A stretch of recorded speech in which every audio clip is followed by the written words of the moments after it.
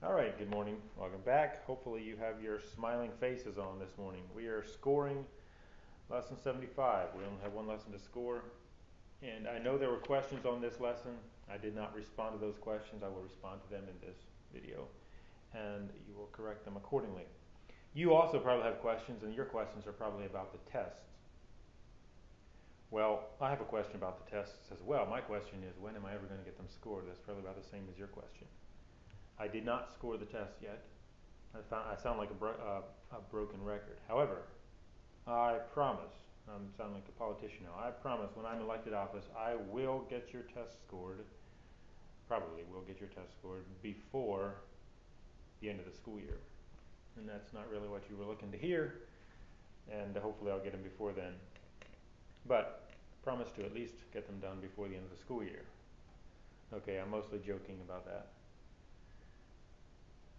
I did take a test yesterday and I did pass the test, and that's good. That was kind of high on my radar, and so your tests have suffered because of that. And I could apologize for it, and maybe I should, but I don't feel sorry enough to do anything about it other than get them scored soon. According to my understanding, we do not have Geometry Friday or Monday. You don't have school Friday or Monday, so our next geometry class will be Wednesday, a week from today. That's 7 days. That, in all likelihood, will be enough time, or I will make the time, to get those tests scored and back to you where we can discuss them on on Wednesday. All right, enough of all the apologetics. Lesson 75. There's a big bug crawling across the floor of the classroom right now. It's probably good that y'all are not in here. Go. All right, he's no longer crawling. Lesson 75. Number 1. Write the equation for circle A. The circle A is the one that's in your book at the bottom, page 497. You will notice that circle is oriented at 0. It's centered at 0 and 0. So you will use the simplified equation. The simplified equation is x squared plus y squared equals radius squared.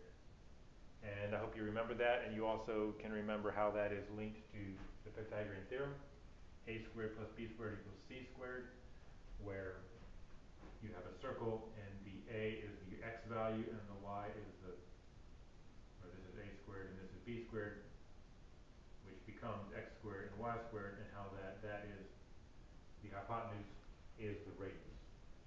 X squared plus y squared equals radius squared. That is the simplified version. That is the equation for a circle centered at the origin, which this circle is. Your only work is to decide what to put over here. And if you count carefully, you'll notice that those blocks are half a unit each. So the radius is 4. So your answer may say x squared plus y squared equals 4 squared. Really, you should just finish that out. That looks kind of complicated. It doesn't look complicated, but it looks like it needs to be finished. So I would finish it, x squared plus y squared equals 16. That is the equation for that circle given in your book there. All right, number 2, a sailor on a ship sees the top of a distant hill at an 8-degree angle of elevation. The hill is 450 meters tall. How far is the sailor from the hill to the nearest meter? This is sine, cosine, tangent material. If you draw it out, picture it in your mind, you should arrive at this equation. The tangent of 8 degrees is equal to 450 over x. If you don't have this as your starting point or as your work, then you have messed up at this point, so there's no sense in going further.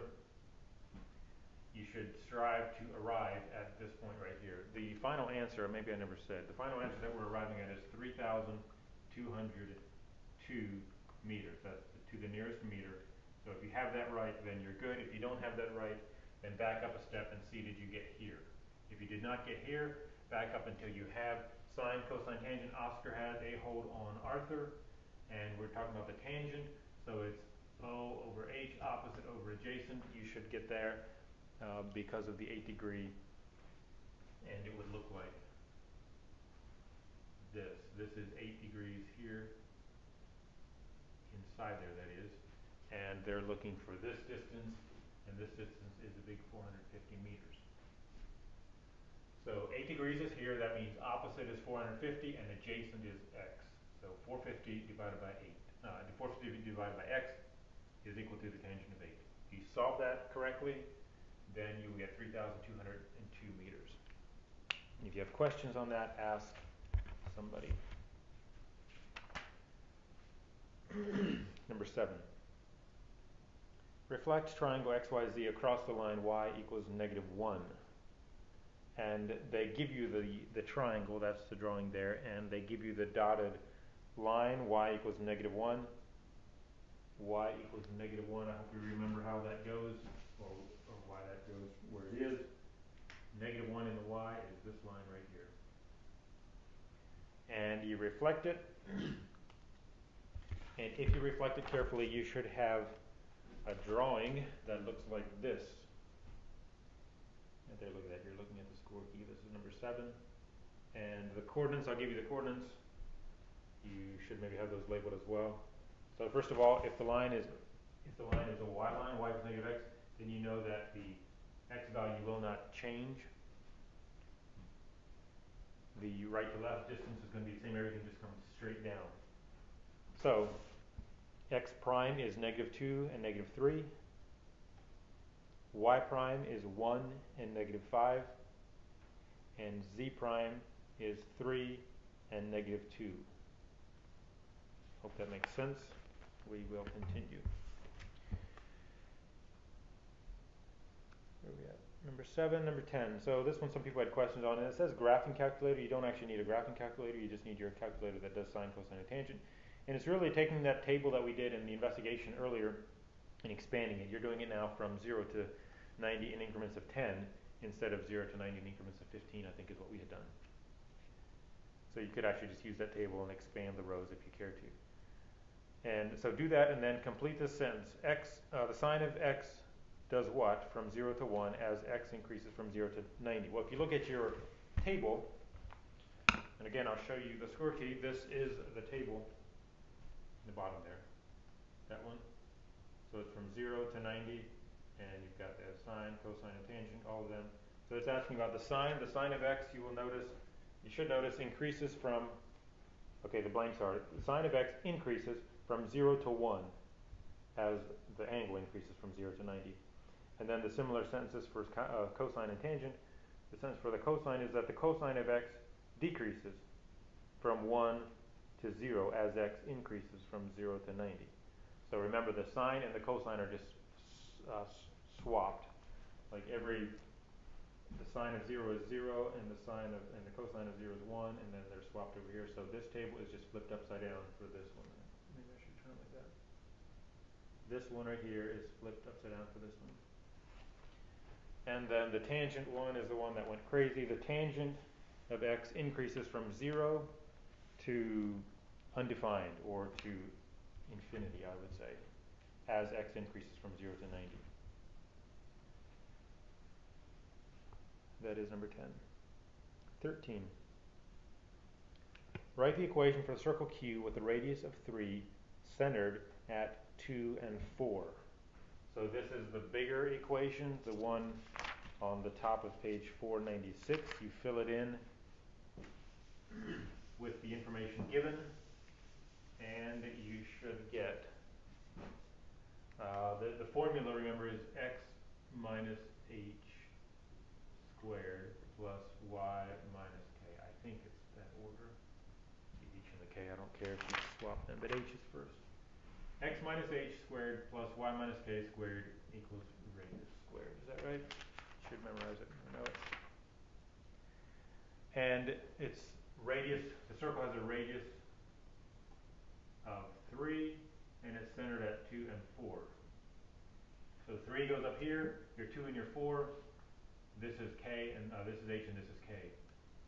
So again, I don't know if it makes sense or not, but this formula is accounting for taking the circle that's at 2 and 4, 1, 2, 3, 4, and building into that equation the act of subtracting that movement back to 0. So you're subtracting 2 from the x, and you're subtracting 4 from the y, which would be the same as putting it back here to that simplified version. So you're accounting for the fact that it has been moved from off of the origin up some distance. So all that to say, your equation would be y minus 2 squared plus, I said y, x minus 2 squared plus y minus 4 squared equals 9. That is the answer right here. This is what your answer should say. Again, if you have 3 squared, I mean, that's okay, but just forevermore from here forward, if you have a chance to square a number or it's that simple to do, then just go ahead and do it. 3 squared is 9. 18.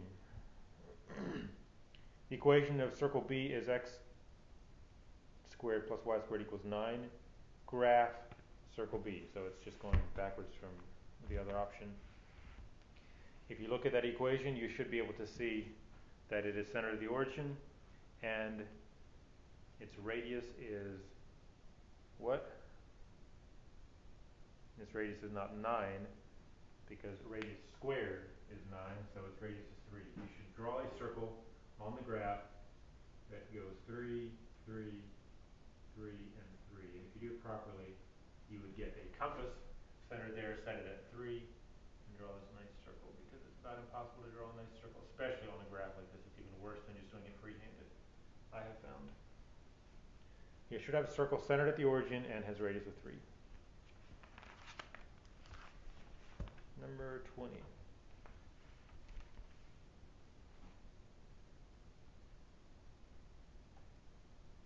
A reflection across the line y equals 3 maps 4 and 0 onto what? Multiple choice. The answer is A.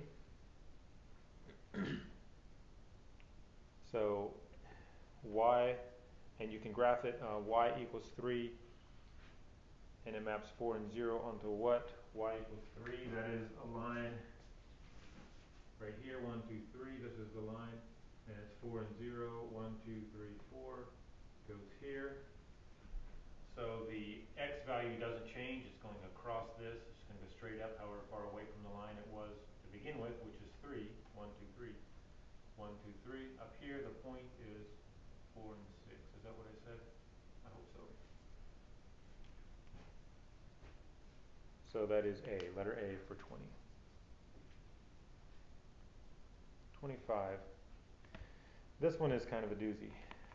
The unit circle and circle C with a radius of r are concentric.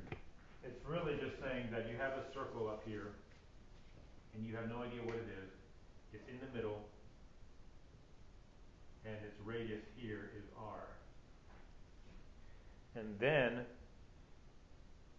circle D with a radius of s is centered at 8 and 0. Now it's saying if circles C and D touch at one point, write all possible relations between r and s. Well, what does that mean? This smaller circle, we think it's a smaller circle, we really don't know if it's a smaller circle or not, but the second circle, S, is at 0 and 8, so there's 8 out here, 1, 2, 3, 4, 5, 6, 7, 8. But it touches this circle, and this distance is unknown. So there's a couple possibilities. One would be that this circle, so there's a circle here, and there's a circle at 1, 2, 3, 4, 5, 6, 7, 8. This would be a better way to do it. We know there's a circle here, we know there's a circle here. These two circles touch each other. We don't know how they touch each other, but one option is that they touch each other like this. So this one is right here, and this one is right here. And this is R right here, and this is, what was the radius of the second one? S. This is S. So it's saying what are all the possible combinations or relations between R and S.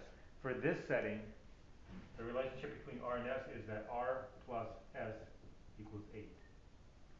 That's one. That's one option. That's the option that I have drawn there. Because S, the circle D, this is circle D with the radius of S, is centered at 0 and 8. We know that. So if that's the case, then here's S, this amount, and here's R to get from here. So R plus S equals 8. That's one option.